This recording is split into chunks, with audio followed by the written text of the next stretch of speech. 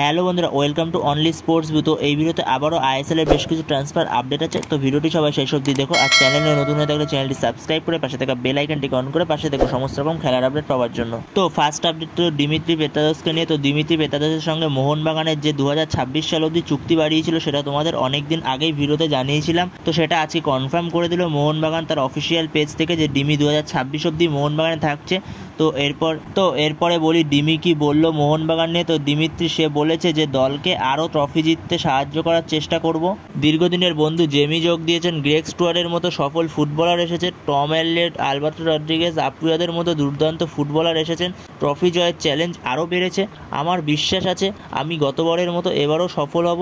ভক্তদের সাথে যাই, তাদের ভালোবাসা আমাদের অনুপ্রেরণা। তো দিমিত্রি এগুলোই জানায়, তো সেগুলোই তোমাদের সাথে শেয়ার করলাম।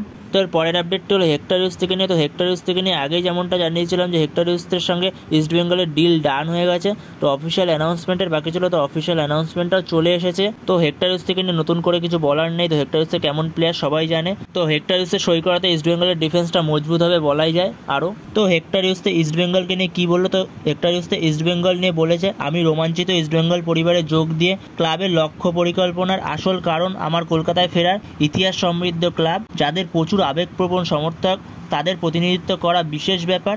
আশা করি কাঙ্ক্ষিত লক্ষ্য স্পর্শ করতে পারবো। তো এগুলোই বলে হেক্টর ইউজতে। তো নেক্সট আপডেট হলো নর্থ ইস্ট ইউনাইটেড এফসিকে নিয়ে। তো নর্থ ইস্ট ইউনাইটেড এফসি আগের বছরের প্লেয়ার টমি জুরি তাদের, তো তাকে অফিসিয়ালি বিদায় জানিয়ে দিয়েছে নর্থ ইস্ট ইউনাইটেড এফসি। তো তারা টমি জুরিকে বিদায় দিয়ে তারপরে একটা স্ট্রাইকারকে সই করিয়ে নিয়েছে। তো নর্থ ইস্ট ইউনাইটেড এফসি তাদের নতুন একজন স্ট্রাইকারকে সই করিয়ে নিয়েছে, মরক্কো স্ট্রাইকার। তো তার নাম হচ্ছে আলাউদ্দিন আজরাই, বয়স হচ্ছে 31 বছর, খুবই ভালো একজন স্ট্রাইকার, মরক্কন স্ট্রাইকার। অফিসিয়ালি অ্যানাউন্সমেন্টটাও ঘোষণা করে দিয়েছে নর্থ ইস্ট ইউনাইটেড এফসি।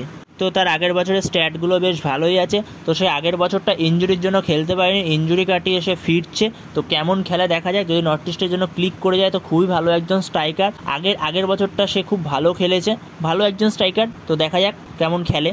তো নেক্সট আপডেট হচ্ছে পাঞ্জাব এফসিকে নিয়ে। তো পাঞ্জাব এফসি একজন নরওয়ে স্ট্রাইকারকে সই করিয়ে নিয়েছে, যার নাম হচ্ছে মুসাকা বাকেঙ্গা, যার বয়স হচ্ছে 31 বছর। সে বর্তমান সময় ফ্রি এজেন্ট ছিল। তো তাকে পাঞ্জাব এফসি সই করিয়ে নিয়েছে, শুধু অফিসিয়াল অ্যানাউন্সমেন্টটা আসতে বাকি আছে। তো খুব শিগগিরই চলে আসবে। তো ইস্টবেঙ্গল নিয়ে আরও একটা আপডেট আছে। তো ইস্টবেঙ্গলের সাথে নাকি রাহুল কবির কথাবার্তা চলছে, শোনা যাচ্ছে। তো দেখা যাক পরে এ বিষয়ে কোনো আপডেট পাওয়া যায় কিনা। যদি আপডেট পাওয়া যায় তখন তোমাদের অবশ্যই জানিয়ে দেবো। তো এই ভিডিওতে এই পর্যন্ত। তো এই আপডেটগুলোই দেওয়ার ছিল। তো ভিডিওটি ভালো লাগলে অবশ্যই লাইক শেয়ার সাবস্ক্রাইব করতে ভুলো না। তো নেক্সট ভিডিওতে দেখা হচ্ছে, ততক্ষণের জন্য বাই বাই।